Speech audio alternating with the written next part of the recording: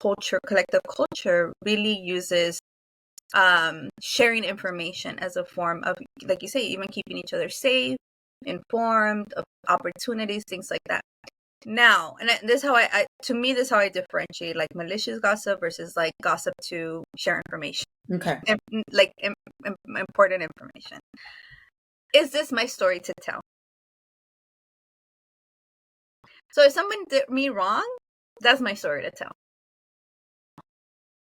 I love that. Mm-hmm. Now, am I going to tell you, you know what? I wouldn't go hang out with them. No. Then that is, I think, malicious gossip. I think to me, it's like, look, I'm going to tell you what happened to me because I care about you and you're my friend. Now, you do what you want with that information. Right? Yeah. And vaya con Dios, bless your heart and hopefully nothing bad happens. But I'm telling you, this is my story. Right? Now, if I start dragging the other person and be like, and they did this with this other person, that's not my story to tell. Ooh, that's okay. I love that. Because then it's beyond you. It's just now like adding now you're like adding, you can say, you know what, and I've heard other stuff, but that's not my story to tell. What is my narrative? I heard you say, I get to decide, and what is my narrative? Those two together, that's a plan. That's a wake up like, wait a minute, I get to decide, and then what? And what is my narrative? Ooh, I got goosebumps. Adriana, are you having these conversations with students? Because this sounds like this could be an amazing, these conversations. How does this go for you? Is this what you get to talk about? I'm grateful that I can have these conversations with whoever listens. I was hoping to listen. Whoever wants to, You're that old viejita in 50 years, like, please go. I made bread. Come listen. Let's have some besito. Yeah, some besito.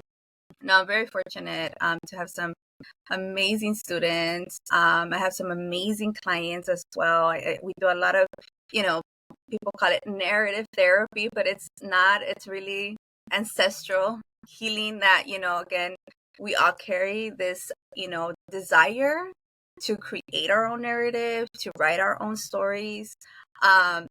And so I think that for me, being able to, we carry so much pain, not just from our own like personal history, but we carry a lot of, like, again, this old ancestral pain and trauma. Yes. That has become our narrative, right? And of course we can move. And I'm kind of tired of learning the hard way, Right.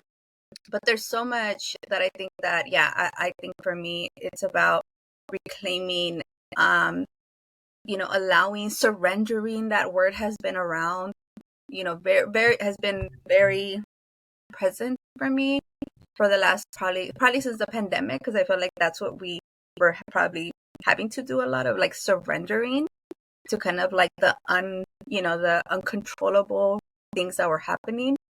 But that has actually been something that continues to show up for me, is surrender to what you're being asked to step into. And so I think that for me, like, that has, in some ways, as weird as it sounds, in surrendering, I feel more power. I feel more that I'm stepping more into my power. And that, and again, I think that we're not told that, or we're told the opposite of, like, we need to be in control in order. And it needs to look like this. It has to have this